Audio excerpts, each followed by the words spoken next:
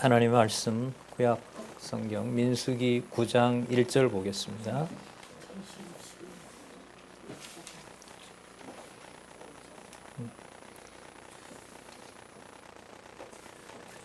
민수기 9장 1절 말씀 제가 보겠습니다. 애굽 땅에서 나온 다음 해 정월에 여호와께서 시내 광야에서 모세에게 일러 가라사대 이스라엘 자손으로 유월절을 그 정기에 지키게 하라. 그 정기 곧 이달 14일 해질 때에 너희는 그것을 지키되 이 모든 율례와 그 모든 규례대로 지킬지니라. 모세가 이스라엘 자손에게 명하여 유월절을 지키라 하매 그들이 정월 14일 해질 때에 시내 광야에서 유월절을 지켰으되 이스라엘 자손이 여호와께서 모세에게 명하신 것을 다 쫓아 행하였더라. 네, 예, 알고 있습니다. 예, 7장부터 그리고 우리 한 군데 더 보도록 하겠습니다. 요절 한번 더 확인하겠습니다.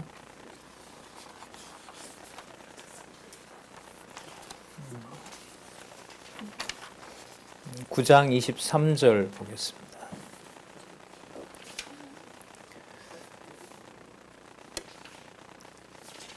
제가 읽겠습니다. 곧 그들이 여호와의 명을 쫓아 진을 치며 여호와의 명을 쫓아 진행하고 또 모세로 전하신 여호와의 명을 따라 여호와의 직임을 지켰더라. 네. 오늘 두 군데 봤는데요.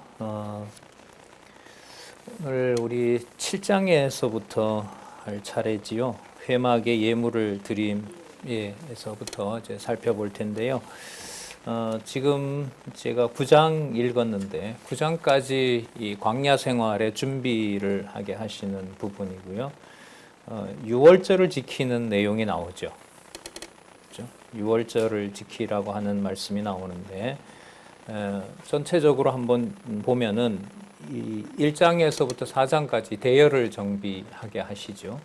대열 정비는 자손 언약 성취 섭리의 중요한 의미를 가지고 있어요. 창세기 37장에서부터 자손 언약 자손 이제 번성이 시작이 되는데요. 그게 출애굽기 18장에서 일단락을 지으면서 출애굽기 19장에서부터 레위기까지 시내산 언약을 수립하시죠. 그 법 이후에 이제 민수기 1장에서부터 30장까지 자손 언약 성취 섭리를 교체하면서 이제 민수기 31장부터 땅 언약 성취 섭리로 간단 말이죠. 자손 언약 성취 섭리에서 지금 9장에 읽었던 이 6월절 지키는 사건은 무슨 언약이 완결되고 있다는 것을 보여주고 있냐면 자손 언약 성취 섭리가 완결되는 거죠. 그 앞에 뭐가 있었냐면 계명과 율례와 규례와 법도가 있었던 겁니다. 그러니까 법대로 이루어진 내용이 바로 대열을 정비하는 거죠. 그러니까 하나님이 원하는 법에 맞게 내 백성을 지난 시간에 여러분 남편이 아내에 대한 의심하는 것까지 다 성별하는 걸 가르쳐 줬잖아요.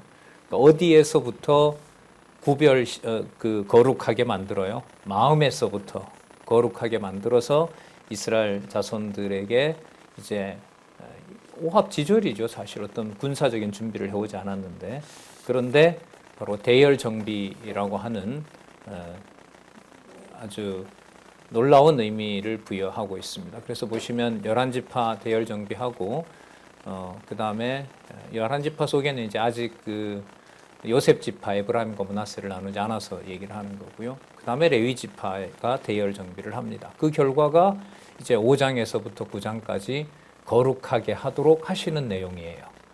너무나 이제 논리적이죠. 그러니까 구약의 그 논리적 구성을 구약은 이야기가 많으니까 그냥 예를 들면 쉽고 신약은 교리적이니까 어렵고 이제 그런 부분이 아닙니다. 그러니까 의미로 보면 구약에서도 의미의 논리적 연결성이라는 게 매우 중요합니다. 그러면 우리 7장에서부터 한번 살펴볼 텐데요. 7장에 보시면은 회막에 예물을 드립니다. 12지파 족장들이 이제 하나씩 차례대로 예물을 드리는데, 이 내용이 여러분 6장 22절에서부터 27절에 여호와 하나님께서 그 중요한 개념들 다 동그라미 해놓으셨죠. 어떤 게 되어 있어요? 여호와께서 이스라엘 자손에게 대한 무엇을 명한다? 복을 명하시는데, 23절에 보면 축복하시는 내용이죠. 24절에 보면 여호와는 내게 뭘 주신다? 복을 주신다. 그 다음에 25절에 보면 여호와께서 무엇을 베푸시기를 원한다? 은혜 베푸시기를 원한다. 그 결과 26절 뭘 주시기를 원한다? 평강을 주시기를 원한다. 그리고 27절에 다시 축복할지니 내가 그들에게 복을 주리라. 그러니까 복과 은혜와 평강이라는 바로 이 중요한 앞으로 이제 약속하실 내용이기도 하고요.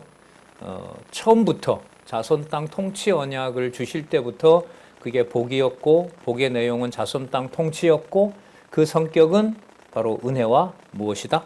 평강. 그러면 그 바울 사도 같은 경우에 사도 바울의 모든 서신서에 다른 그 사도들도 마찬가지죠. 첫 마디가 뭐죠?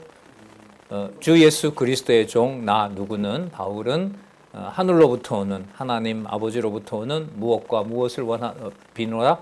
은혜와 평강. 그게 바울 자신이 만드는 게 아니고요. 구약의 언약이 성취된 거예요. 그 구약의 언약이 성취된 내용에서 우리는 지금 무엇을 하게 하실 때, 대열을 정비하게 하실 때 여호와 하나님께서 은혜와 평강을 약속하시고 확증하셨다는 게 되게 중요하죠. 사도 바울이 개인적으로 쓰는 편지가 아니라 민수기서에 있는 말씀이 성취됐다고 보면 무엇을 확인해 주는 내용이 된다? 대열 정비를 해 주는 거죠. 무슨 에베소 교회처럼 그렇게 소란하고 그 고린도 교회처럼 그렇게 소란한데 그게 무슨 대열 정비냐라고 물으면, 그럼 이스라엘 백성은 뭔가 정비가 돼서 그러냐? 아니라는 거죠. 그러니까 하나님이 보실 때 자손 언약은 일일이 명수를 헤아린 것처럼 60만 3천 뭐 이렇게 해서 명수를 끝까지 헤아리잖아요. 그 모든 것을 무엇으로? 하나님의 법을 받은 법대로 집행되는 누구의 군대다? 내 군대다. 자, 내 군대이므로 레위 지파를 통해서 하나님이 원하는 제사를 찬양을 할 수 있다라는 내용이 바로 7장의 회막에서 무엇을 드린다? 예물을 드린다는 말씀이 나오는 거죠. 이 논리적 빈틈은 진짜 어디에서도 이걸 확인할 수가 없어요. 진짜 또한 깨닫게 해주셔야 되고. 자, 그러면 7장 1절에서부터 11절을 먼저 보시면은 장막 건립 후에 이제 명대로 족장들의 예물을 레위 자손에게 분배해 주는 내용들이 나타납니다. 여기 볼게요. 7장 1절 먼저 보겠습니다. 모세가 장막 세우기를 필하고 그것에 기름을 발라 거룩히 구별하고. 이게 바로 메시아예요. 이 뜻이. 기름을 발라 거룩히 구별한다. 이게 바로 메시아의 뜻인 거예요. 그 모든 기구와 단과 모든 기구에 기름을 발라 거룩히 구별한 날에 이스라엘 족장들 곧 그들의 종족의 두령이요 그 지파의 족장으로서 그 계수함을 입은 자의 감독된 자들이 예물을 드렸으니. 3절 그들이 여호와께 드린 예물을 덮은 수레 6과 소 12이나 족장 2에 수레가 하나씩이요 하나의 소가 하나씩이라 그것들을 장막 앞에 드린지라. 이게 워낙 많으니까요. 거기에 이제 수레를 실어서 여호와께 드리는 겁니다. 4절 여호와께서 모세에게 일러 가라사대 그것을 그들에게서 받아 레위인에게 주어 각기 직임대로 회막 봉사에 쓰게 할지니라. 라는 말씀 후에 이제 모세가 수레와 소를 받아서 레위인에게 줍니다. 자, 7절에 보면 그 중요한 레위 지파의 세 지파가 있죠. 무슨 자손? 게르손 자손. 자, 8절에 보면 누구 자손? 무라리 자손. 자, 그 다음에 9절에 보면 고핫 자손. 이 정도는 우리가 좀 익숙해지는 것이 또 이해를 해나가는데 도움이 됩니다. 이게 역사서 전체와도 연관이 되거든요. 그러니까 망할 때도 그렇고 바벨론에서 돌아올 때도 그렇고 게라리, 무라리, 게르손 자손 이 내용들이 나오기 때문에 꼭 참조해 주시기 바랍니다. 그러니까 제사장 지파를 하나님께서 따로 구별을 해서 여호와 하나님의 이름을 거룩하게 하고 또 백성들도 거룩하게 하실 때 바로 이 지파들의 일이 굉장히 중요하죠. 그러니까 이제 공생공멸하는 거예요. 이스라엘 백성들이 이 레위 지파에게 제물을 드린다는 것은 여호와께 제물을 드리는 거잖아요. 그게 일어나지 않으면 레위 지파 자체가 생존할 수가 없어요. 반대로 레위 지파가 그 제사를 하나님께 제대로 드리지 않으면 백성들은 거룩한 백성이 될 수가 없어요. 살아도 같이 살고 죽어도 같이 살게 되는 거죠. 그래서 나중에 예루살렘이 망할 때 이제 제사장, 왕, 그 선지자들 그 중에서도 이 제사장 지파가 행하는 일에 대해서 굉장히 책망을 하시는 내용들이 나오죠. 그리고 여러분들 잘 아시는 것처럼 말라기에 가면 마지막으로 이 제사를 없애버리는 거예요. 왜요? 그리스도께서 바로 이 모든 제사를 이제부터 실체로 들으셔야 되기 때문에 이제 그렇게 연관이 됩니다. 자, 그 다음에 이제 첫째 날부터 시작해서 예물을 드립니다. 그 7장 12절부터 17절에 보시면은요, 누가 제일 먼저 드려요? 제1일에 동쪽에 속해 있죠, 유다는. 자, 몇 페이지에 그 진영이 나옵니까? 그거 좀 보시면서 이해하시는 게 좋을 것 같아요. 7, 8, 9에 나오죠. 7, 8, 9에 보시면 진 배치도 나오니까요. 참조하시면 됩니다. 제1일에 동쪽에 있는 동쪽 중앙에 있죠. 유다 지파의 나손이 예물을 드립니다. 그 다음에 제2일에는 성막 기준이에요. 동쪽의 좌편에 있는 바로 이사갈이 드립니다. 제3일에는 동쪽의 오른쪽에 있는 누구죠? 스불론이 드리고요. 스불론 지파의 엘리압이 드리고요. 그 다음에 30절에서부터 35절까지 남쪽 중간에 있는 르우벤이 드립니다.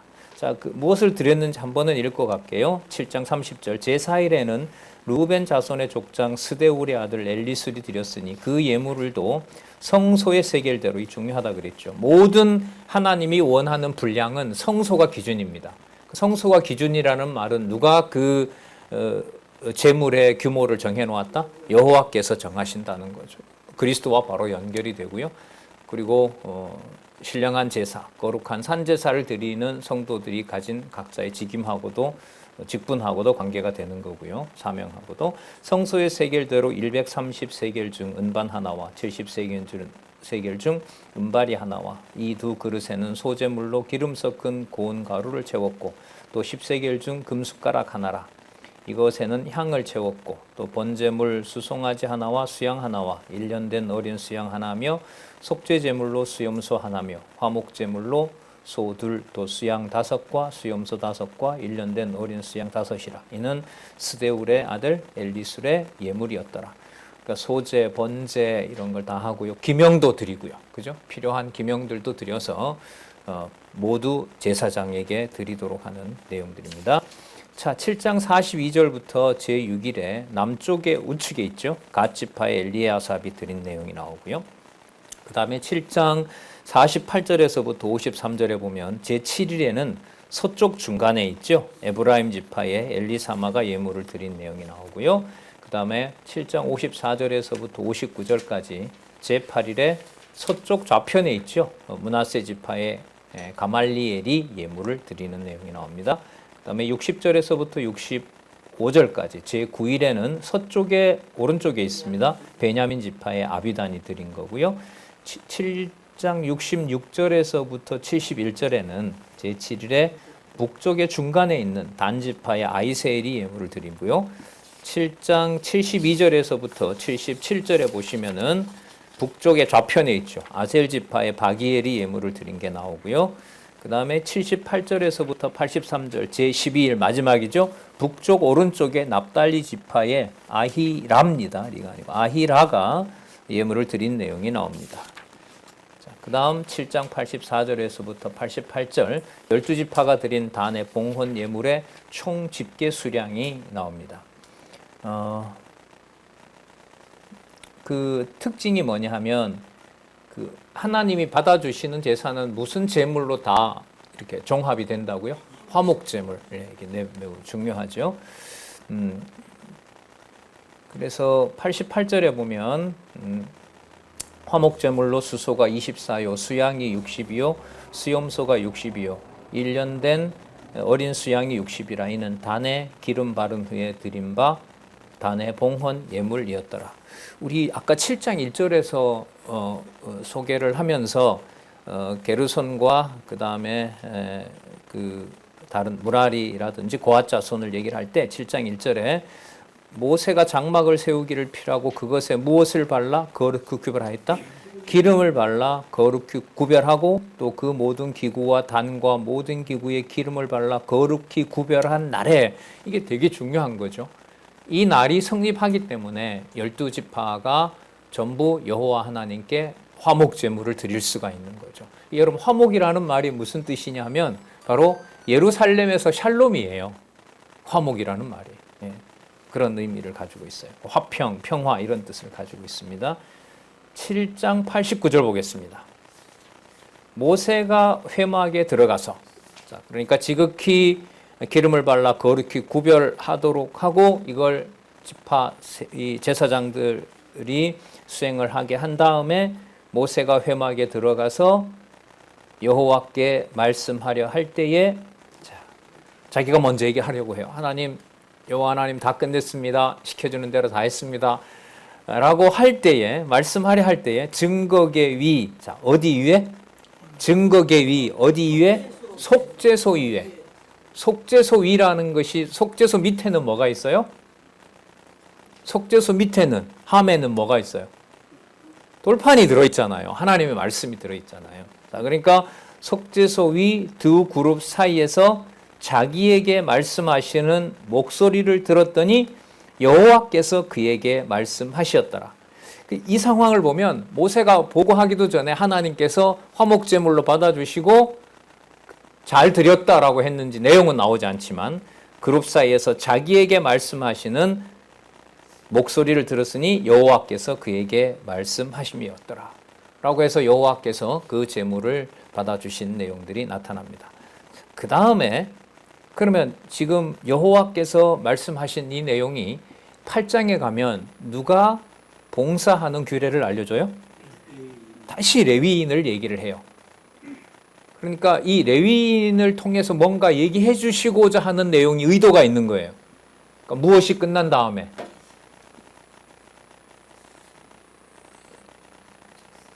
12지파가 모두 회막에서 거룩히 구별함을 받은 제사장들과 함께 하나님께 화목제물을 드리고 하나님이 받아주신 후에 레위인들에게 다시 말씀하시는 이유가 여기에 나타납니다. 그러면 이쯤 상황이 되면 모세든 레위인이든 12지파든 간에 속죄소 위에 여호와 하나님께서 말씀하신다는 것은 이 백성에 대한 그 말씀이 있으시잖아요. 내가 거룩하니 너희도 거룩하라. 그 말씀을 완벽하게 이루신다라는 의미를 추측할 수가 있는 거예요. 그래서 여기에 레위인들의 봉사 규례가 그 다음에 나오는 겁니다. 이렇게 좀 풀어보면 레위인들을 구별해서 그들로 하여금 봉사를 시키는 이유가 내 이름의 거룩함을 너희들에게 확증하려고 하는 것이다.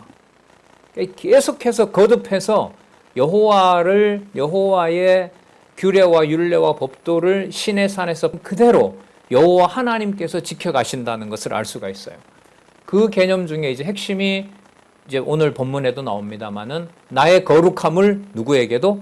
너희들에게도. 그래서 아까 또 방조를 하는 거예요. 7장 1절에 모세가 장막 세우기를 필요하고 그것에 기름을 발라 거룩히 구별하고 또 그 기구와 단과 모든 기구에 기름을 발라 거룩히 구별한 날에 이스라엘 백성들이 수레에다가 싣고 여호와께 와서 드렸고 그것을 제사장들이 화목제물로 완성을 시킨 거예요.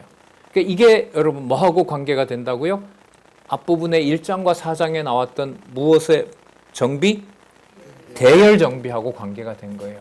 이걸 한번 연결을 시켜보면은요.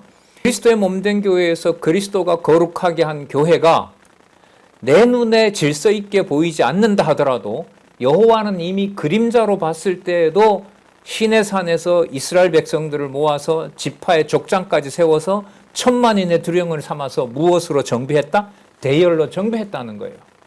그러니까 이 질서, 하나님이 이 견고하게 만드시는 이 질서가 하나님의 말씀을 통해서 보이지 않으면 이 교회 정치, 교회 현상에 대해서 내가 질서를 잡고 내가 규칙을 만들고 내 명령에 따라서 뭔가를 조정하는 일이 벌어지는 거예요. 자, 그래서 지금 말씀드립니다마는 이 단락마다 이 레위기서도 그렇고 민수기서도 그렇고 신명기서도 그렇고 이 저자는 이 사건이 어떤 그림자가 아니라 그리스도가 오셔서 자기 백성을 거룩히 구별하여 한치의 흐트러짐 없이 그리스도의 몸된 교회를 보호하신다라는 것과 연결을 짓고 있는 거예요. 저희들이 50대 이제 중반 후반 세대들인데 80년대 중반에 이제 이 말씀들을 저도 듣고 저도 소개를 받아서 들었어요. 그때 테이프 통해서 공부를 했는데 가장 그 쇼킹한 사건 두 가지가 있었어요. 강론 중에서 가장 기대하고 가장 떨리면서 봤지만 차분하게 시작해서 차분하게 끝나는 강론이 요한계시록이었어요. 왜? 요한계시록에서 날짜를 다 찾고 있었거든요. 그 당시에 그 대한미 선교회를 비롯해서 얼마나 많은 종말론이 그 혼탁하게 하고 있었어요. 그러니까 666 잘 아시죠? 뭐 바코드부터 시작해서 언제 오시냐 관련된 거예요. 그게 구약의 모든 내용들이, 신약의 모든 내용들이 언약대로 이루어지는 내용이라는 사실을 강의 들었던 거고요. 그 다음에 이거 분명히 별 재미없을 거야. 이거 어떻게 이거 지루하게 20개나 듣지? 그때 레위기 테이프가 20개였거든요. 우리 그때 보내주신 김지수 권사님 여기 계신데 이거 되게 재미없을 거야. 그런데 첫부터 마지막 20개까지 가장 흥분시키고 가장 놀랍게 가장 치밀하게 여러분 나오잖아요. 거기 보면 숟가락부터 시작해서 그 부삽부터 기름 하나 흰 몇 그램까지 몇 개까지 그게 전부 나중에 그리스도가 오셔서 성취하실 내가 그리스도의 몸된 지체라는 사실을 강론으로 쏟아내는데 좀 속된 말로 다 뒤로 나가다 빠지는 줄 알았죠. 이 레위기서가 정리되지 않으니까 개혁교회가 국가법, 의식법은 다 지나갔어도 도덕법은 지켜야 된다. 그 어거지로 이제 법을 만들었던 거예요. 자, 다시 말씀드리면 그래서 7장의 회막 예물을 12지파 족장들이 드리도록 한 일은 1장에서부터 4장까지 나타난 대열 정비를 하나님이 원하는 제사장들을 세워서 회막을 중심으로 거룩히 구별하여 여호와의 이름의 거룩성을 완성하시면서 자손 언약 성취 섭리를 마무리하시는 내용이고 이 마무리를 그냥 이 백성을 거룩하게 했으니까 제 생각에 그대로 가나안으로 데려가면 좋은데 이제 나옵니다. 여호수아와 갈렙 두 사람을 빼고 모세를 포함해서 전부 뭐 해버린다? 세대를 교체한다. 결국 죽여버린다죠. 죽이고 세대를 교체하는데 바로 이게 대열 정비라고 하는 의미로 모아져 있습니다. 이 신약 교회에서 태어나는 유대인과 이방인 모든 가정이 왜 그런 규모로, 그런 상황에서, 그런 가족의 형태로 말할 수 없는 어떤 아픔을 가지고 시작해서 끝나는 그런 가정생활 모두가 다 민수기서에서 자손 언약을 완성하시는 자신들의 눈앞에 60만 세대를 다 아주 다양하고 때로는 무서운 방법으로 세대 교체시키면서 자손 언약을 이루어 가시고 자손을 보호하시는 여호와 하나님의 그야말로 거룩한 섭리, 그 맥락에서 지금 7장 내용이 나온다고 생각을 하시면 됩니다. 그럼 이게 아까 6장 22절에서부터 27절 내용에 나왔던 6장 여러분 제목이 뭐였냐면 나실인의 성별 규례였거든요. 그러면 나실인만 성별하는 게 아니라 누구도 전부 다 성별을 했다? 12지파 전부 다. 그러면 마음에 의심하는, 안에 의심하는 거나 나실인 이런 모든 규례들이 1차적으로는 누구의 거룩함을 보여준다? 여호와의 거룩함. 그 다음에 내 백성, 자손 언약에 해당하는 모든 백성들. 그다음 오늘 우리가 살펴볼 내용에 보면은요. 9장 이후로부터 1차 시련에 해당하는 15장까지는 누가 들어올까요? 이방인이 들어와요. 이방인에게도 똑같이 적용해서 법을 지키지 않았을 때는 그를 용서하면 안 된다. 그게 이어지게 됩니다. 그래서 이 민수기서 1장에서부터 9장은요. 뭐라 그래야 되나요? 레위기에 나왔던 성화 규례의 총 결론을 자손 언약과 맞추어 주는 부분이 광야 생활 1장에서부터 9장까지예요. 레위기서 26장 굉장히 무섭게 끝났죠. 근데 그게 죽이려는 거예요. 안식해서 땅을 구별해서 자기 백성을 보호하는 방법이었어요. 후자였죠. 그걸 반드시 맹세로 이루어진다고 하셨죠. 그 다음에 9장 1절에서부터 9절에 다시 성별을 시키잖아요. 성별을 시킬 때 기준은 어디에서 제시하셨어요? 시내산에서 제시하셨던 거죠. 어느 방법으로? 감당할 수 없는 26장에 나타난 바로 그러한 주권적인 섭리 방법으로. 그런데 그게 죽이려는 것이 아니라 아까 6장 22절에서 27절에 보면 축복하신 내용이 뭐냐면 은혜와 무엇을 주기 위함이다? 은혜와 평강. 여러분 이 구조를 이렇게만 파악을 하면 신약의 어떤 짧은 복음서를 보더라도 예수이한 성취 복음서라든지 특히 서신서 짧은 걸 보더라도 레위기서를 비롯해서 민수기에 있는 이 말씀들이 그대로 뭐 되는 거구나, 성취되는구나라는 걸 확인할 수가 있는 거죠. 진짜 긴장을 놓칠 수가 없고 놓고 싶지 않는 부분이에요. 자, 그 다음에 7장 이렇게 연결이 됩니다. 7장 89절 보도록 하겠습니다. 12지파가 전부 봉헌 예물을 드린 다음에 7장 89절이 이렇게 요약이 됩니다. 아까 우리 살펴봤잖아요. 증거계위 속죄소 위에 두 그룹 사이에서 자기에게 말씀하시는 목소리를 들었으니 여호와께서 그에게 말씀하셨더라. 자, 그리고 8장에 와서 레위인들의 봉사 규례가 무엇을 의미하는지 미리 말씀드리면 여호와의 거룩함이 누구에게 거룩함이 되게도 하신다? 백성에게도 거룩함이 되게 하신다. 볼게요. 먼저 8장 1절에서부터 4절. 여호와께서 명하신과 같이 자, 누가 등불을 켜요? 아론이 등불을 켜. 등불을 켜서 여러분 어느 쪽으로 향하도록 할까요? 이 등불이 여러분 성소와 지성소 그 사이에 있거든요. 어느 쪽으로 비치도록 할까요?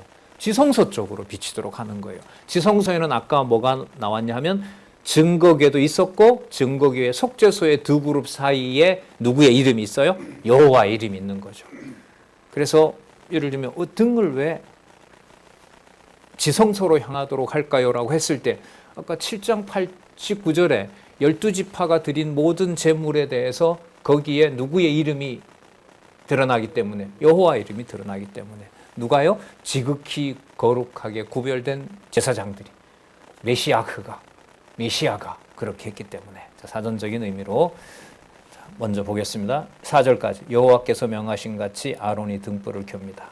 1절 여호와께서 또 모세에게 일러 가라사대 아론에게 고하여 이르라 등을 켤 때에 7 등잔을 어디 앞으로? 등대 앞으로 비치게 할지니라. 자, 그래서 아론이 그렇게 했고요. 명하심을 따라서 그렇게 했습니다. 4절에 보면 그 등대의 제도는 이러하니 자, 등대와 관련된 거 출애굽기 후반부에서 다 말씀을 하셨어요. 근데 또 한 번 강조합니다. 무엇을 강조하는지 보세요. 이 맥락에 따라서 한번 보시기 바랍니다. 아까 12지파들이 전부 다 드렸어요. 제사장들의 안내를 받으면서 이 등대의 제도는 이러하니 곧 금을 쳐서 만든 것인데 밑판에서부터 그 꼭까지 쳐서 만든 것이라. 여러분 이 등대의 특징이 뭐라 그랬죠? 서로 뭐하여? 예? 서로 연하여라고 했습니다. 자, 그 꽃까지 쳐서 만든 것이라. 모세가 여호와께서 자기에게 보이신 식양을 따라 이 등대를 만들었더라. 누가 명하신 대로 했다? 여호와께서 명하신 대로. 자, 그리고 레위인을 백성들이 안수하는 내용이 나오는데요. 자, 그러면 안수는 일종의 위임과 같은 거죠. 아까 백성들이 제물을 드렸어요. 그런데 이 백성들이 5절에서부터 13절 한번 보시면 여호와께서 레위인을 속죄하는 제사 규례를 명합니다. 레위인들이 여호와께 요제를 드리게 되는데 여호와께 봉사하려고 요제는 어떻게 하는 걸까요? 흔드는 거죠. 자, 요제를 드리도록 하시는데 이 드리기 전에 이스라엘 백성들이 자신들의 모든 제사를 받아주신 여호와의 일을 감당해달라고 하면서 전부 다 모든 일을 레위 지파에게 위임하는 내용이 거기에 나타납니다. 어디를 보시냐 하면은요, 10절 보겠습니다. 앞에는 제물 종류가 나오고요. 레위인을 여호와 앞에 나오게 하고 이스라엘 자손으로 그들에게 뭐하게 한 후에 안숙해 한 후에 아론이 이스라엘 자손을 위하여 레위인을 뭐로? 요제로 여호와 앞에 드릴지니 이는 그들로 누구를 봉사케 하기 위함이라? 여호와를 봉사케 하기 위함이라. 그럼 하나님 앞에서 거룩히 구별함을 받고요. 레위 지파는 또 누구의 위임을 받기도 해요? 이스라엘 백성의 위임을 받기도 해요. 근데 이스라엘 백성이 위임을 해준다고 해서 이스라엘 백성이 권위가 있는 게 아니에요. 그 조건이 뭐냐 하면 12지파가 여호와 앞에서 드린 제물을 누가 받아주셔야 돼요? 여호와가 받아들여 주실 때, 거룩한 백성이 됐을 때 이 거룩한 백성의 일을 누가 하도록? 레위 지파가 하도록 하는 거죠. 이게 나중에 다 합해져서 그리스도에게로 모든 직임들이 모아지고요. 그 놀라운 구절이 있잖아요. 베드로전서 1장 29절인가요? 우리를 택하신 족속이요. 뭐라 그래요? 왕 같은 제사장이라는 거예요. 이거는 진짜 구약의 이 신에서 언약의 압축이에요. 그 낱말 하나 속에. 말도 안 되는 거죠. 이방인 성도들, 그 갑바도기아 그 아시아에 있는 성도들을 베드로가 왕 같은 제사장이라는 이 명칭을 썼단 말이죠. 기름 부음을 받았다는 것보다 더 권위가 있는 명제인 거죠. 그런 일들이 지금 무엇에 나타나 있다? 대열 정비에 나타나 있다는 거예요. 대열 정비를 하셨으므로 5장과 9장에 어떻게 하신다? 성별을 하셨다. 이런 논리가 세상에 어디 있습니까? 이게 두 가지 다 동시에 되겠죠. 꼼꼼하게 나오는 것은 꼼꼼한 대로 본문을 연결하면서 그 의미가 반복되는 의미가 무엇인지는 저기 의미 중심으로 구조를 잡은 저 내용을 통해서 확인하는 거고요. 또 하나 826페이지에 보시면 이 모든 내용은 장차 누구에 대한 언약이다? 언약인데 놀라운 명제를 모아놓고 있어요. 826페이지 첫 번째 줄에 보세요. 이러한 규례는 장차 영원한 대제사장이신 예수 그리스도께서 택자들을 위하여 생명의 빛이 되셔서 신령한 성전을 영원히 밝혀주실 것에 대한 예표로서의 모형과 그림자다. 자, 성경 크게 잡으면은요, 요한복음과 히브리서 내용이 담겨 있는 겁니다. 생명의 빛, 요한복음 생각나시죠? 생명의 떡으로 오시고 생수로 오시고, 자, 바로 요한복음과 관련이 됩니다. 자, 그래서 이걸 의식화될 것을 우려해서 이 저자는 이 모든 사건이 그리스도와 관련된다는 사실을 알려줍니다. 자, 그래서 사도 요한은 그가 본 거룩한 성 새 예루살렘에는 어린 양 곧 예수 그리스도가 성전이 되고 그가 된다고 하셨다. 어디까지 나오죠? 계시록 끝까지. 그럼 예수 그리스도가 시작하는 마태복음부터 어디까지? 요한 계시록까지. 그 모든 내용들이 어디에 약속이 되고 있다? 민수기 1장에서부터 9장. 좁히면 7장, 8장 여기에 게시되어 있다는 거예요. 이런 이 성경을 보는 그리스도를 통해서 여호와 계시로 볼 수 있는 이런 해석은 진짜 너무너무 귀합니다. 그럼 8장 14절에서부터 19절 볼게요. 레위인을 구별해야 되는 뭐가 나와요? 이유가, 이게 핵심이에요. 왜 이 사람들에게 위임을 했느냐? 그리고 여호와는 무엇을 받아들여 줬느냐? 자, 한번 보도록 할게요. 14절부터 보겠습니다. 너는 이같이 이스라엘 자손 중에서 레위인을 구별하라. 그리하면 그들이 내게 속할 것이니. 이렇게 답이 나왔어요. 누구에게 속해 있다는 걸 알려주기 위해서. 그럼 레위인이 여호와께 속하게 되면 위임을 해주었던 아까 안수했던 이스라엘 전체 백성들이 누구에게 속한다? 그래서 뭐가 성립하나 보세요. 내가 거룩하니. 이제 가로 열고 레위 지파의 위임을 통해서 너희도 뭐하리라? 거룩하리라. 그 실체가 뭐라고요? 그리스도께서 세우신 교회라고요. 여러분의 육과 제 육이 그런 모양으로 태어나서 오늘 이렇게 하나님의 말씀을 하늘의 양식으로 받는 그 비밀인 겁니다. 민수기 되게 많이 읽고 싶으시죠? 예. 자, 또 복습하시고 그 다음 볼게요. 이걸 여러분 그리스도의 몸된 교회와 생각해 보세요. 진짜 놀랍습니다. 전부. 15절 내가 그들을 정결케 하여 요제로 들은 후에 그들이 회막에 들어가서 봉사할 것이니라. 그들은 이스라엘 자손 중에서 내게 온전히 드림받은 자니라. 누구 거다? 내 거다. 그럼 그들만 내 거냐? 아니라 너희들도 다 내 것이라. 너희들을 거룩하게 하겠다. 이스라엘 자손 중 1절 초태생 곧 모든 처음 난 자의 대신으로 내가 그들을 취하였으니. 그 생명은 여러분 뭐와 똑같아 그랬죠? 구약에서 피와 관계되죠. 그러니까 무엇을 지불하지 않는 자기 백성은 없어요. 피를 지불하지 않은, 다른 생명으로 대속하지 않은 자기 백성은 없어요. 무슨 뜻이냐면 애굽이라는 그 권세에서 빼오게 되려면 반드시 뭘 지불해야 돼요? 피값을 지불해야 돼요. 그 피값의 원형이 누구세요? 그리스도 안에서 여러분들과 저를 선택하신 거죠.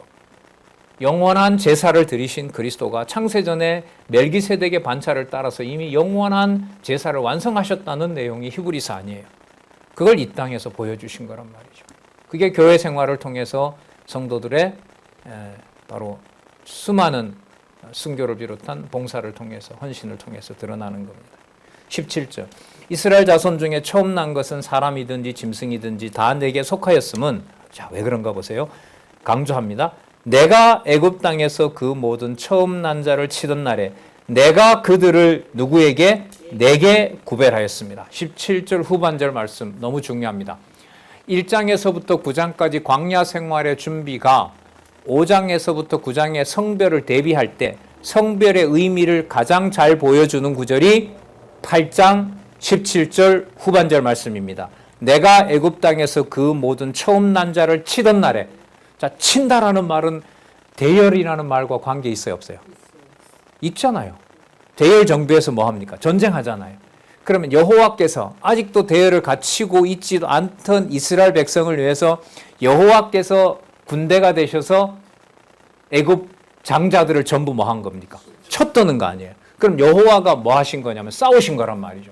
그러면 여호와께서 당신이 오합지졸처럼 보이는 이들이 갑자기 나가니까 오합지졸이 맞죠. 그 이들이 그냥 오합이 아니라 이미 내가 뭐 할 때부터 애굽의 장자를 칠 때부터 이들의 대열 정비는 내가 약속하고 있었고 보장하고 있었다 이거죠. 그럼 그 목적이 그 다음에 더 드러납니다. 내가 애굽 땅에서 그 모든 처음 난 것을 치던 날에 무슨 일이 벌어졌어요? 내가 그들을 내게 뭐 했다? 구별했다. 레위 지파에게 어떤 임무도 아직 주지도 않았어요. 출애굽한 다음에 1년 후에 시내산에 가서 임무를 받잖아요. 그런데 이 구절에 의하면 이미 언제 이것은 다 확정이 되어 있어요? 누구 죽일 때? 애굽의 장자를 죽일 때. 애굽의 장자를 죽일 때. 신약 구약 성경으로 보면 아담 하와 타락 이후에 하나님께서 사단에게 여자의 후손이 내 머리를 상하게 하시리라고 하는 그 약속 속에 애굽의 장자를 죽이면서 구출했던 것처럼 이미 거기에 누구의 거룩성? 여호와 하나님의 이름의 거룩성이 구별됨이 거기에 드러났다라고도 연결이 되겠죠. 그래서 참 용어 있잖아요. 에클레시아라는 이 헬라어. 어디로부터 구별해냈다. 성도다. 이 말이 진짜 너무너무 무게가 무거운 거죠. 그래서 가끔 얘기했지만 교회 학교 학생들 사경이 할 때 그 성경 신학을 공부한 엄마 아버지로부터 야단과 꾸지람을 그대로 갚아주는 방법. 선생님 뭔데요? 한마디만 하고 맞든지 뭐 도망가든지 해라. 그래서 뭐라고 하면 돼요? 엄마, 내가 창세전 성도다. 할머니, 그래 너무 그렇게 용렬하게 절 미워하지 마세요. 공부 안 한다고. 제가 창세전 성도입니다. 이거 아니에요. 이미 언제부터 구별을 해놓았다? 이 본문에 의하면 뭐 할 때? 출애굽할 때. 레위인의 역할도, 레위인에게 위임했던 그 이스라엘 12지파도 전부 누굴 위하여 구별했다? 나를 위하여. 내가 그들을 내게 뭐 했다? 구별했다. 잘 보세요. 내가 그들을 구별했다가 아니라 내가 그들을 누구에게? 내게. 나를 위하여. 그 누구 거다? 내 거다. 건들지 마라. 이게 되는 거 아니에요. 그게 여러분 아까 6장 29절하고 또 연결돼요. 그래서 은혜와 평강을 주시는 거구나. 그럼 평강의 척도는 누구 이름이 구별돼서 유지되면 문제가 없어요? 따라서 레위기 26장에 나왔던 엄청난 일이 벌어져도 그 모든 과정이 누구의 이름을 거룩하게 하시겠다는 여호와의 약속이다. 자신의 이름을 누구를 통하여? 레위 지파와 자기 백성들을 통하여. 이게 실체로 뭐라고요? 교회입니다. 그래서 이 말이 두렵고 떨리고 귀중하고 소중하고 모든 감정들이 이 낱말에 다 들어있는 거예요. 그렇게 보면 여러분 그 바울을 통해서 기록한 서신서를 보는 눈이 확 열립니다. 사도 바울을 그렇게 몰아쳤던 것이 누구 이름의 거룩함을 이루려고 하는 것이다? 여호와 이름의 거룩함. 거룩함이 강조되면 될수록 에클레시아, 무슨 개념이 어디에 있는 천국이다? 이 땅에 있는 지상교회가 어디에 있는? 하늘에 있는 바로 교회다. 하늘에 있는 하나님 나라. 히브리서 12장에 나오죠.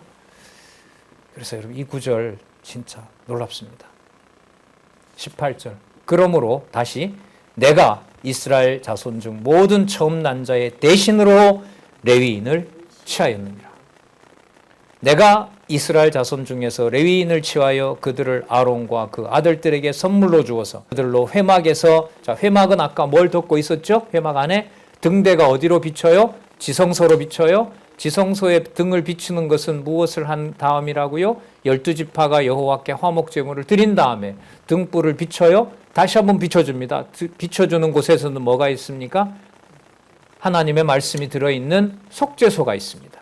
자, 지금 그걸 얘기를 하는 거죠. 그들을 회막에서 이스라엘 자손을 대신하여 하게 봉사하게 하며 또 이스라엘 자손을 위하여 속죄하게 하였나니 이는 이스라엘 자손이 성소에 가까이 할 때에 그들 중에 재앙이 없게 하려 함이니라. 자, 이렇게 다음은 온 이스라엘과 레위인이 행한 것을 여호와께서 하셨다라는 말씀이 8장 20절에서부터 22절까지 나옵니다. 좀 볼게요. 모세와 아론과 이스라엘 자손의 온 회중이 여호와께서 레위인에게 대하여 모세에게 명하신 것. 수식어가 길어요. 수식어가 길다는 말은 무슨 내용을 요약을 하는 걸까요? 앞에 있었던 내용을 요약하는 거예요. 자, 그 연결고리가 되는 거예요. 이런 말들이. 자, 모세에게 명하신 것, 어떤 것? 모세와 아론과 이스라엘 자손의 온 회중이 여호와께서 레위인에게 대하여 모세에게 명하신 것. 대상, 주체 다 나옵니다.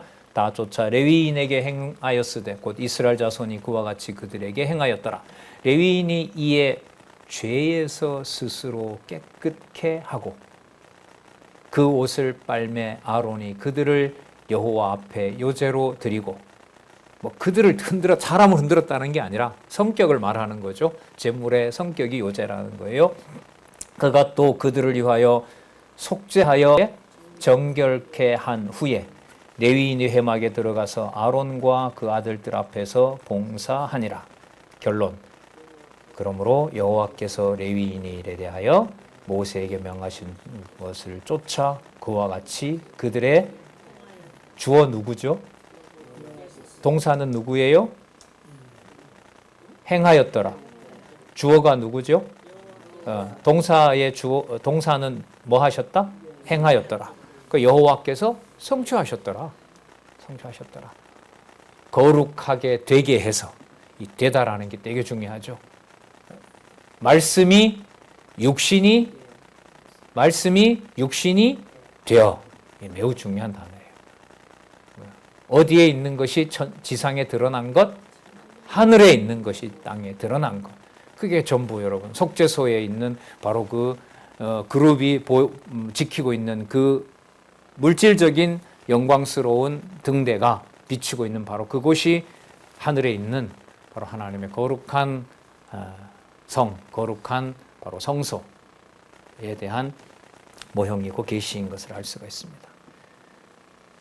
23절에서부터 26절, 그걸 누가 해야 되는지, 여호와가 어떻게 행하도록 하셨는지에 대한 상세한 내용을 레위인들에게 또 친절하게 알려줍니다. 23절부터 26절까지 한번 같이 읽어볼까요?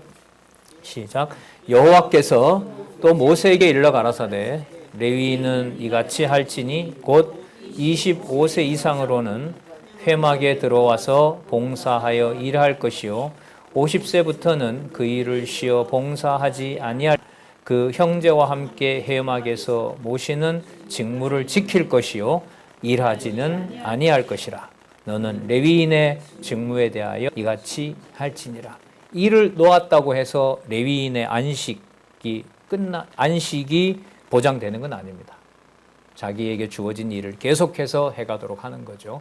안식이라는 말이 멈추는 거니까요, 쉬는 거니까. 25세니까요. 보통 20세부터 이제 그 계수를 하거든요. 나이는 20에서부터 세웠어요. 근데 지금 직무는 보면 몇 살부터예요? 5세부터죠. 그럼 5년 동안은 뭘까요? 추측하건대 인수인계죠. 배우는 거죠. 배워야죠. 그러니까 지금 이 내용으로 보면 이스라엘 백성과 관련 상세한 일은 25세부터예요. 아주 상세하게 하나님의 거룩한 이름을 구별해서 그 이름을 보존하게 하는 모든 절차들은, 멀리 가서 좀 가져올게요.